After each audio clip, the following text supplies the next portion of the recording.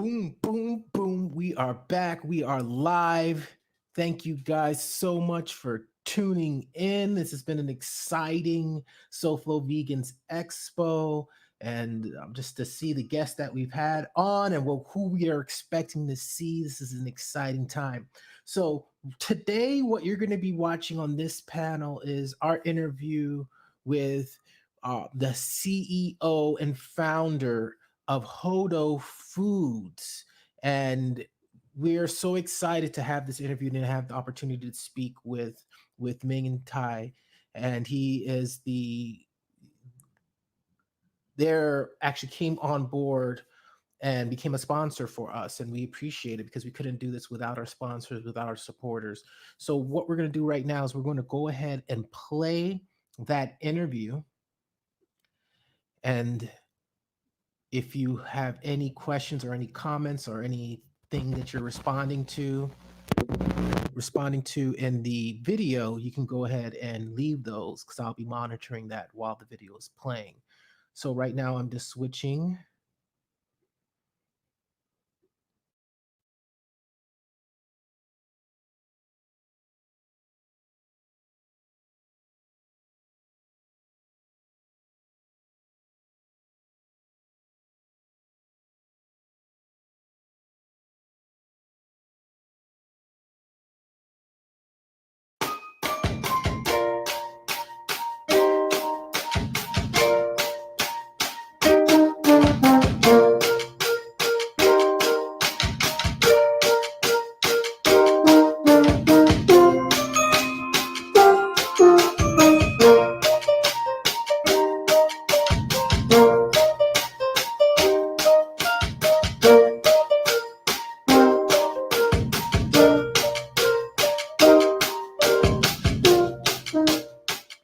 Everybody, right now you are tuned into the SoFlo Vegans Virtual Expo. We're so excited to speak to our guest. We are a big fan of his company. We've had multiple opportunities to try it.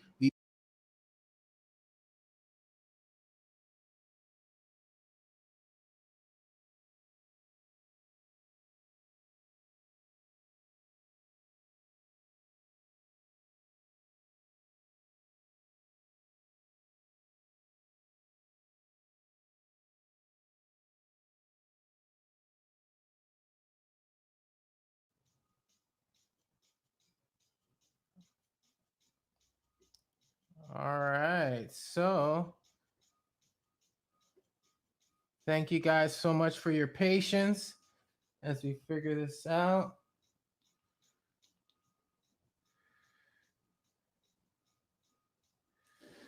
Let me get out and get back into the stream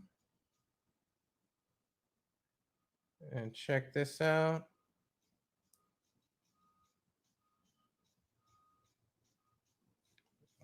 Okay, fun times had by all.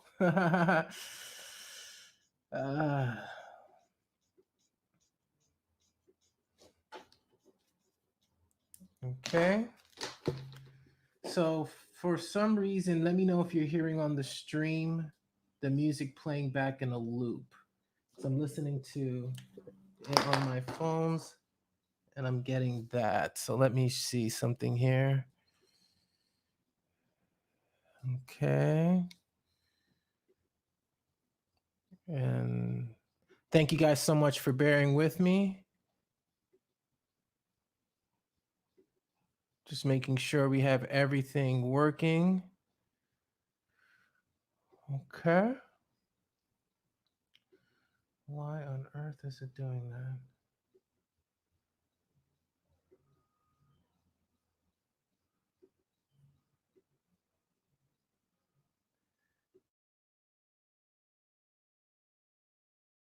All right. Thank you guys for being patient.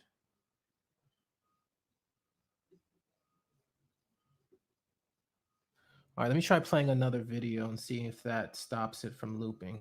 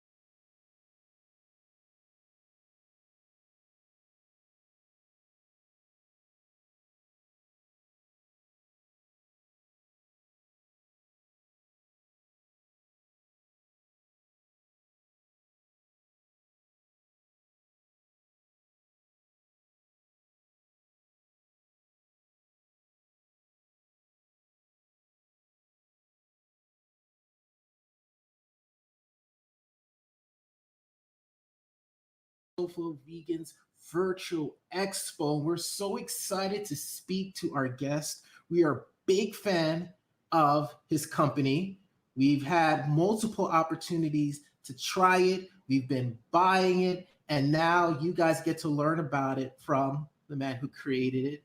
And Alba, in tradition of our podcast, if you listen to our podcast, I always throw to Alba to introduce our guest properly. So Alba, tell the people who are watching right now who we have. Well, I'm very excited to meet because we already met some members of his company, but this is the owner and founder of Hodo Foods. Welcome, Mr. Minh. How are you? Thanks, Alba. I'm excited to be talking with the folks in South Florida and Publix consumers. Well, first of all, I have to thank you for having such an amazing product. As a fellow Asian, I don't know if Henry told you, but I am of Chinese descent, and I'm so picky about my tofu. So when your company was first introduced to us, I have to thank you. The flavors are amazing. The textures are amazing. And the mere fact that it's organic tofu is a plus on top of everything else. That's right. And I'm almost out of the coupons that Henry gave me. So please, I'm going to need for you to send me some more because I buy a lot of your stuff. You got it. You know, you should tell your consumer to email us. We'll send out coupons.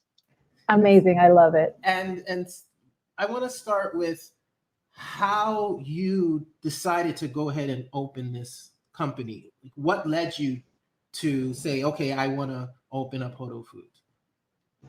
You know, I'm one of those silly dudes that love to eat. And like 90+% of my credit card bills is all on food. So for me, food is really important, you know, and it's the one thing I want to spend money on. And when I spend money on, I want it to be high quality. I want to be nutritious.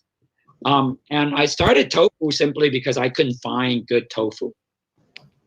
I mean, just like Alba said, it starts with like a desire to make something better than what you can find.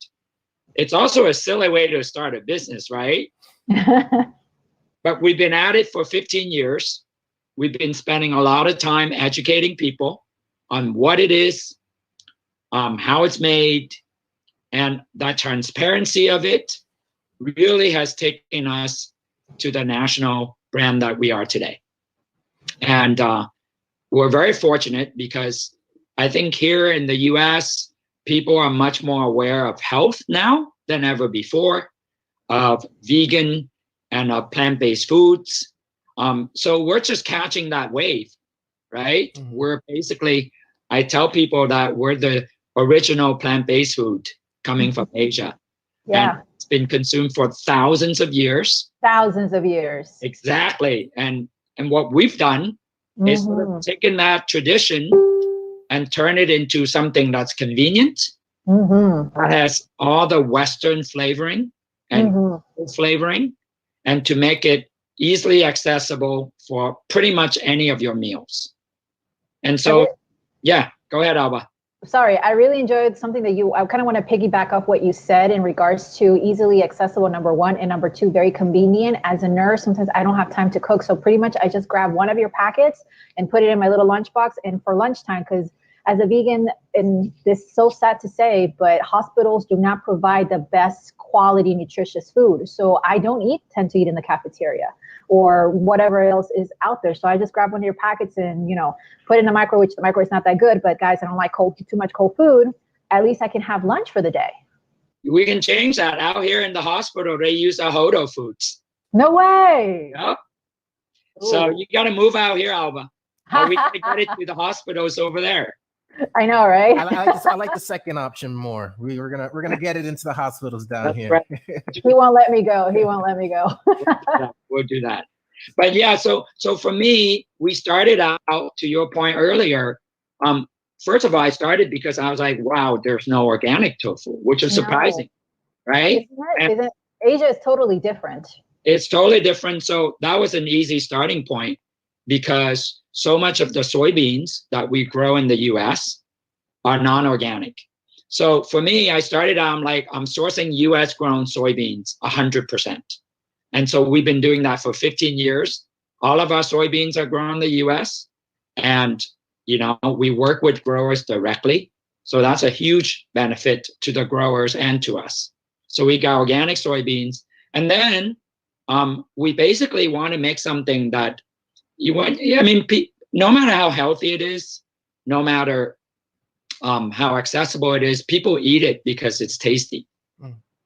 Right? So I wanted to make something tasty so that if you've never had tofu, or in fact, if you've never had any so-called plant-based foods that you don't think are delicious, we want you to try it for the first time and be like, wait, damn, this is good. How'd you make it so good? Because that's the win right there. We got to make it tasty. And then once you taste it and you're like, this is either not tofu, or how can you get tofu to taste like this, with this texture, with this flavor, then we already won that customer because that customer wanted to be educated. And so the rest is easy. We can tell them about the ingredients, very few ingredients. We can teach them about the versatility of what to do with that, whether it's the nuggets or the cubes or the firm tofu. I mean, it's straight out of the box or just quick heat and serve, salad, burgers. It's so easy. And so for us, with sort of this massive desire for people to eat plant-based food, we're riding that trend. All the impossible, the beyond, they make foods that everyone is noticing, but we've been there way before them. And now people are like, wait, I want more plant-based food. Hodo's got the cleanest. Hodo's got the most tasty, most nutritious. So people are beginning to decipher and understand plant-based, and they see us as a really good, delicious option. Now, I know you have a lot of different types of varieties that you have, but within the tofu itself, I remember when we were looking at the demonstration, there are different types, the way that it's cut, the Right, texture. right. Like, can you go over some of those different types that are out there? Sure. So I think in what we've learned over the years is there are people who will get hooked by flavors, right? Whether it's spicy or Mediterranean flavors or something smoky. But then we also recognize that certain people don't like sort of the texture of tofu, right? So they're like, wait, I'm not used to this texture. So what we've done is show people that the original tofu can easily come into so many different textures. So for example, when you look at our burgers, our Cajun burgers. I love your burgers. Thank you. It's really tofu that we ground with vegetable and form. And you can eat it as a burger, or you can crumble it up and eat it in a sloppy joe. You can slice it and put it in a sandwich. It's so versatile, right? We make tacos with it. Exactly, tacos. Our nuggets, we basically take the tofu and we fry it lightly to make it spongy. And then we infuse it with this curry flavor. And a lot of young kids today, the teenagers, you can see it online. They'll eat it and they're like, this nugget is like chicken nuggets, right? It's them who's discovering that, because we never intended to make it like a chicken nugget. We just want to make something that's chewy, that's flavorful, and the nugget just happens to be in a texture that can absorb flavors really well. So we ended up just being really creative and innovative with textures and with flavors. And then the consumers, like you guys, I mean, you take it to the next level. You try it and you're like, oh, I can do it with this way. I can eat it in this way. And then you send us email to tell us, hey, this is how I ate it. And we love it. We're learning together on the texture and the flavors. And before I forget to ask you, like, if someone goes out and they buy one of your products, if they wanted to share some creation that they made, do you guys have a process for that, for them to be able to share that with you? Yeah, you totally should Instagram us. I know you guys met Leah and Henry. Henry oversees our Instagram. He oversees our social media. He's got amazing skills in building relationships with chefs, with recipe developers, with bloggers. We encourage everybody to share recipes, and we do the same, because I think especially in this day, we don't know when we're going to be able to go out and share things at a one-on-one level. So it's all online, it's all through social media. And we're seeing like online purchases like grow by 600%. Oh, wow. I know, because people don't go out, but they still want our products. But you guys are lucky in Florida, you can get it in Publix. And that's a big deal. And especially I know Publix has starting to grow outside of Florida as well. Can you talk to us a little bit about how that happens? And let's take a step back. When you first started, like what did you do to start getting into these big chains? I know Publix wasn't the first one. So like, right. take me to that process, because I'm sure that was an exciting thing to happen. Yeah, I think we always see ourselves as a sustainable business, meaning that we're not chasing after some big numbers. We just want to build slowly. And, we started the farmers markets. We still support the farmers markets. Today, it's like the greatest source of buying. Like, you're supporting the farmers, the operator. It's really a communal thing. So we started there, and the chefs, the consumers, they were so excited to have us that very quickly we grew from the farmers market to becoming sort of like the go-to tofu plant-based ingredients for restaurants. Like, we were the first to be on the menus of Michelin star restaurants. Just like, how people put down Naiman ranch meat, like it's like Hodo tofu, Hodo Yuba. So Hodo became a brand, the first plant-based brand to be on menus. And, that's how we ended up working with Chipotle, right? Like, that's huge. The CEO, all their chefs, they're like, dude, we want a plant-based option. And looking around, looking at food with integrity, they looked at Hodo and they're like, you guys fit right in. So we work with them to develop the sofritas, which is, nationally sold. And it's the only plant-based ingredient product at Chipotle. We've worked with them for almost a decade for that. So these are just examples of how the farmers market launched us. And then from there, Whole Foods came after us and said, hey, can you package this for our grocery stores? So we grew very organically, from our region in the Bay Area to California, to the West Coast, to the East Coast, to the Midwest. And Publix remains one of our biggest customers. And we're very new to Publix. So we're excited to grow with Publix. We're excited to really get your region to start to get to know us and to start tasting and buying and letting us know how we do over there. Because you're the newest region that we added on, and Publix is really the best customer we can have in that region because everybody loves Publix. And we're the new kid in the block, but we're pretty excited about it. Well, I have to say that we met Henry about a month ago, and I started going to Publix to find your stuff. The shelves were always empty. And then the pandemic started, and now I start seeing some, but they go very quickly. Yeah, that's good for me to hear. Mm-hmm. I think we're just still adjusting with the logistics of getting products on the shelves. I know that demand for our products has gone up simply because, we're still producing, not as much, but the problem is, how do we get it from point A to point B, right? So for us, like, safety has always been number one for us, even before any of this. Like, if you stop any of our employees and you ask them, like, what's the most important thing? That would be like my safety. Mm-hmm. So when COVID hit, it was pretty much natural for us to put in place a bunch of safety guidelines. And our employees just roll with that really well. And knock on wood, we've produced very safely over this past month. We have all kinds of social distancing, masks, screen separations. We make sure people are texting in if they have any symptoms.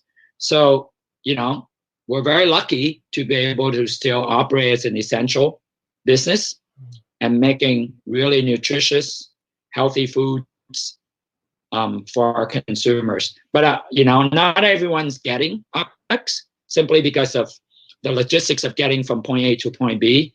But I know that in Publix, they're a high priority retailer for us. So you should see our products on the shelves. If you don't, let us know and we'll try to get it there.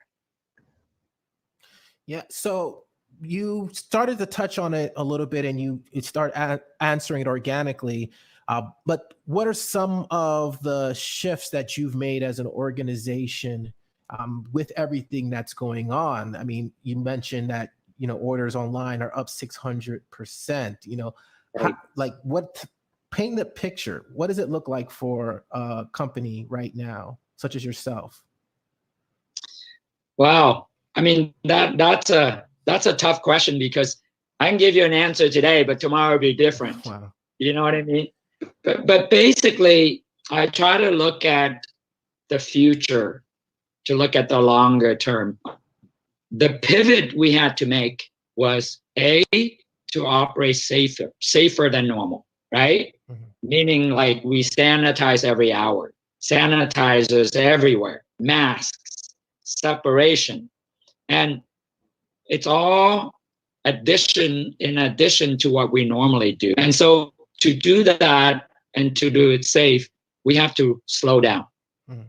So there's an impact on slowing, meaning that we're not necessarily operating highly efficiently.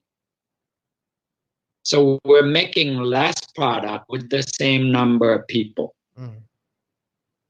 Simply because we are just running slower, so that in every way.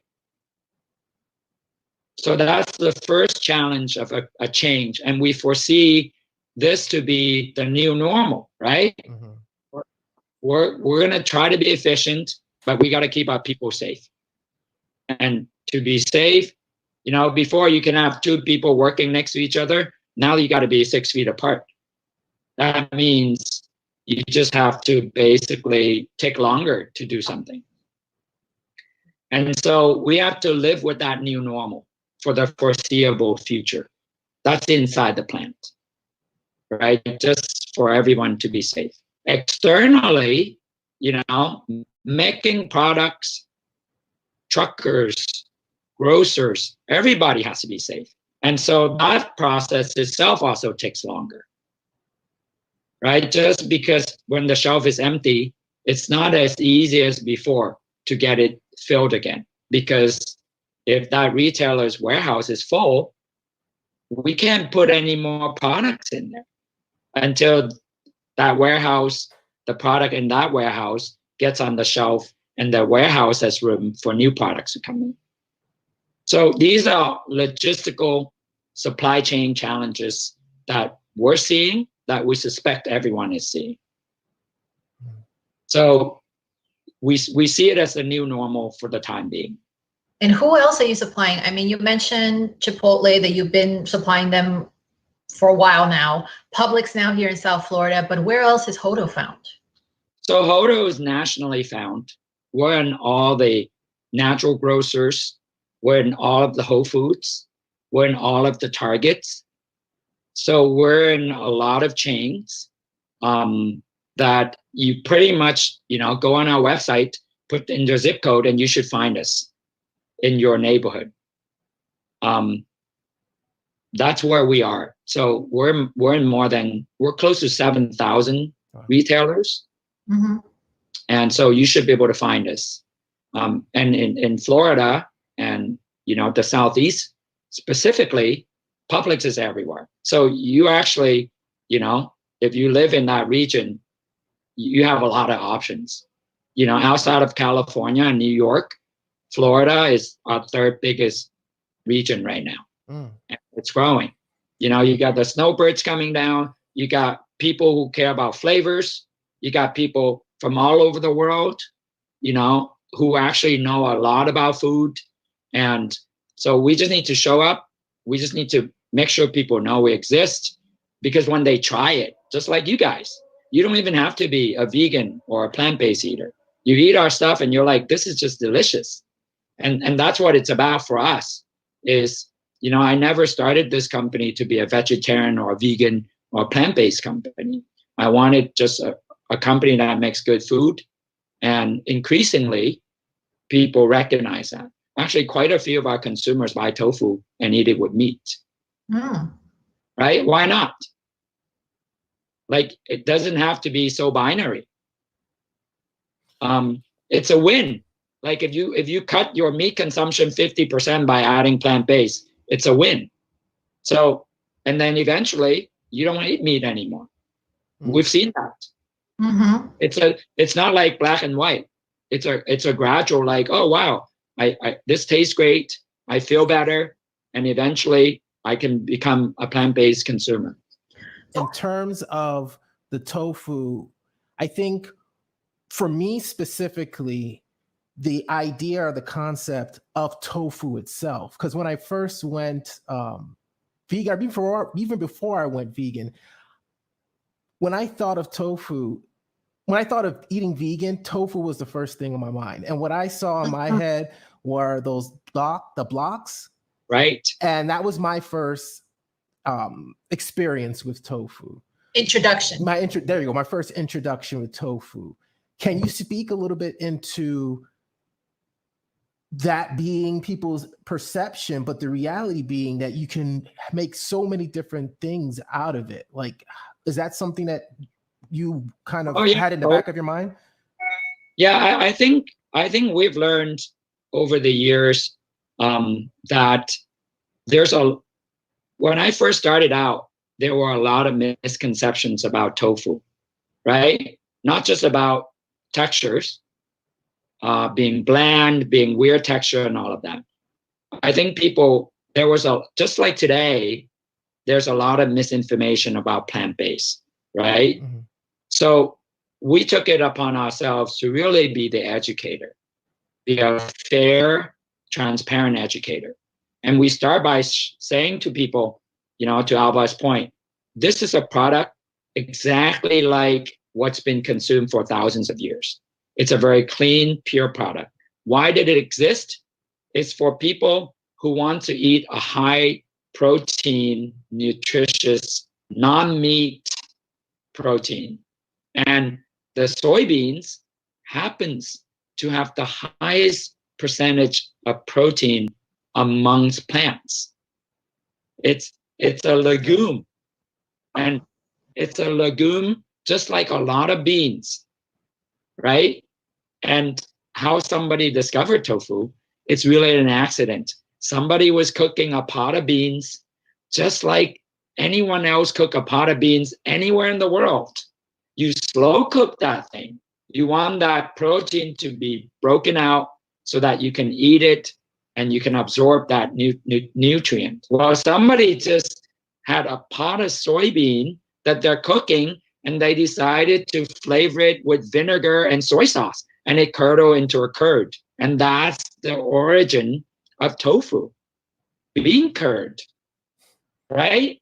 So that's like a few thousand years ago.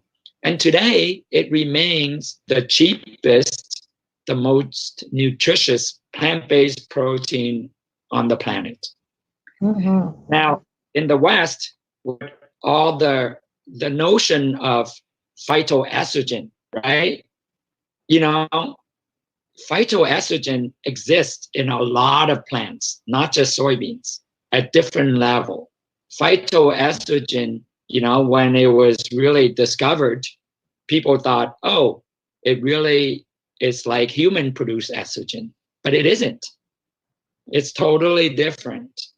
Or animal estrogen. Yes, all the misconception about, you know, phytoestrogen and estrogen in general with soy, that's been debunked like so long ago.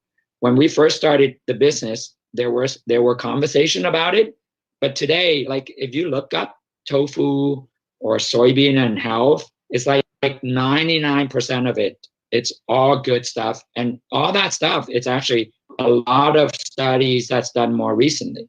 I mean, if you go back last year, there was a piece in Men's Health magazine, which is a really great piece talking about our tofu. And it basically said, we're sorry we've been publishing really misinformed information about tofu. Tofu is delicious, especially Hodo tofu, and tofu is really good for you. This is in the fall of 2019. Mm-hmm. So, I mean, if you go online to our website, there's so much information on it. And, you know, for us, it's a conversation that I used to have more to educate people, but I feel like, you know, the folks that eat plant-based food today, they don't have that concern anymore. I think the concern now has switched a little bit more to how processed is this, right? You know, like, is the plant-based food I'm eating highly processed, or is it a cleaner plant-based food? That's what I see more. And I also see more people eating our food, you know, whether it's the nuggets or the Moroccan cubes, because they flip over to the ingredient list and they're like, whoa, this is very clean. You know, 10, 12 ingredients, everything I understand, and it's tasty, it's clean, it's convenient.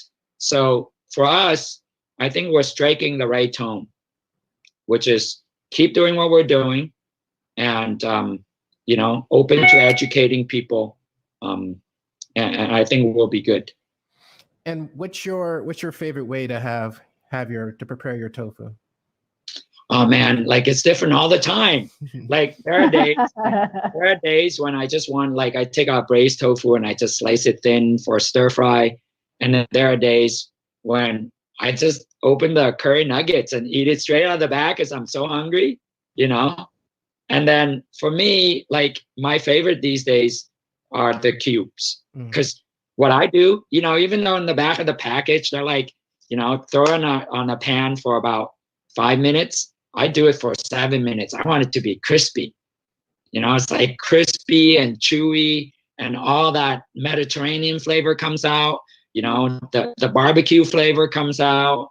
And that crumble, I've used it for tacos. Sometimes, you know, I just basically make that crumble and eat it like a ground meat. So, you know, I'll just throw some tomato sauce on top, eat it with pasta. So it's just so versatile for me. So it's different all the time. Nice. And I guess, and in closing, do you have anything that you want to tell people that maybe we haven't covered, or maybe you want to reiterate about Hodo foods and tofu in general? Yeah, I think, you know, I think whether you're a meat eater or a vegan or plant-based or somewhere in between, we care about taste. We want you to try our stuff because I think it's going to blow your mind how delicious it is, just like you guys. Like, you know, you come in with a perception of tofu and you walk out going like, this is not just tofu, it's just delicious, right? So we want people to try that. And then we want people to see how convenient, to your point, Alba, open the bag, eat it. So we always want to strike the tone of like, we want to make something not just healthy, but nutritious, tasty, you know, easy. And if you go on the plant-based at Publix, give it a try. You know, in other places that we've been around, you know, more than 50% of our consumers taste our stuff and come back to get it. So, you know, we're very sticky. Like if you try it, it's going to be hard for you to switch or anything else because nobody makes what we make. For 15 years, you know, nobody can make what we make. So if you like our stuff, you're stuck with us and we're happy about it. So definitely, if you are looking to pick up Hodo, I know down here in South Florida, Publix is probably your best bet because there's just so many of them. And, you know, like he meant like Whole Foods, Target, it's going to be really hard for you not to be able to find it. And Alba, anything you want to say in closing? Yes, please. I will sign up as official taster of Hodo Foods down here in South Florida. I will sacrifice my figure for the vegan cause. So give me a call. I will be there. Just tell me when and where. Yeah, no, definitely. When we're gonna sign you guys up when we develop new products and ship it for you guys to try. And I'm really, I was gonna go and hang out with y'all, but we can't travel. But one of these days, I want to go down, meet you guys, maybe do some demos for your customers, for your audience, do some collabs with you guys. I think you guys are doing great service for your community. So thank you for having me on.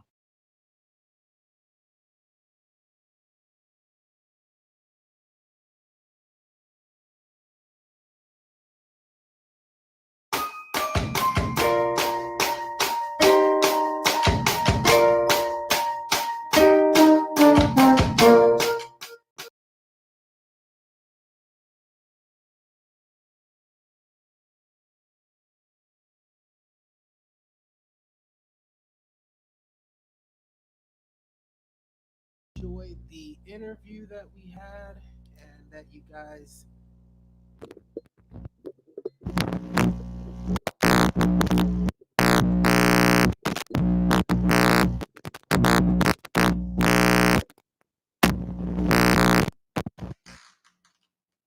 whoop, whoop. All right.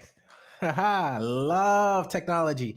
All right. So thank you guys so much for watching that interview. Make sure you go to hodo.com, hodofoods.com. We're going to be giving away some prizes from Hodo. As a matter of fact, we're going to give away our first Hodo prize today. So we've given out prizes or wristbands. We've given out some chocolates from Cacao Zone. And we are going to be giving out a tote bag for some coupons and some other assortment of items from Hodo Foods. So if you want to enter our drawings, all you have to do is register on soflowvegans.com/expo. So we're going to call our winner now. And let's see, we've been having a string of winners from outside of Florida. Let's see so let's see who this person is. I just pulled the winner. Now I was going to get their name. Dun, dun, dun, dun, dun, dun. And this is for a Hodo gift bag, tote bag. And we have the winner is, here we go, from California.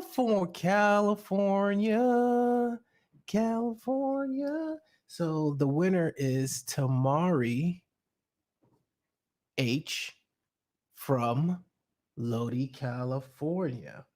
And you know what? I'm also going to pull another winner right now for another vegan flag wristband. So that is Hodo. All right, so let's see who our other winner is for the vegan flag wristband. And we'll reach out to all of our winners and you guys will be able to claim your prizes. So our next winner is, ooh, this one's a good one. I can just tell because they say Irie. So let's see who this winner is.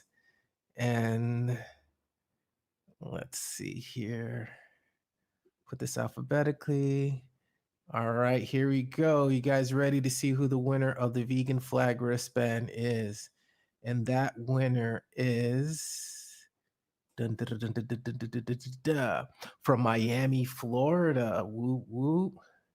Not playing any favorites, but Miami's in the house. And interesting, they have two names. So we have a Gay C. So we're going to leave it at that, Gay C, because I think they put their name in the first and last name. So yeah. So if you have a few comments here, we have about, okay, so we have Plant Power Productions, Karen Olson. Oh, Karen. Yeah, what a great guy. Enjoyed the interview. And we have Susan, those sofritas at Chipotle. Like until I spoke to them, I didn't realize that they did the sofritas at Chipotle, which was I can remember when it first came on the scene, it was a big, big deal. So yeah, it was a big deal. So any other takeaways from the interview? Anything that you guys thought? Any questions? Maybe we can get them answered, after the fact. Just reach out to their team. Yeah, so thank you guys so much, letting you know a little bit about the rest of the day. Make sure you tune in. We have Using Your Digital Voice in 2020 with Courtney Garza from Veg World Magazine, Elizabeth Alfano, who is a reporter and radio host, interviews, you name it. She's interviewed them in the vegan space. Make sure you check her out. She'll tell you more about what she has going on along with Courtney. And then of course myself will be talking about ways of getting into creating professional content, being podcaster, XYZ. So I want to bring people on with various backgrounds, so you can check that out. Then at 7 p.m., we have Ingrid Newkirk, who is the co-founder and president of PETA, will be joining us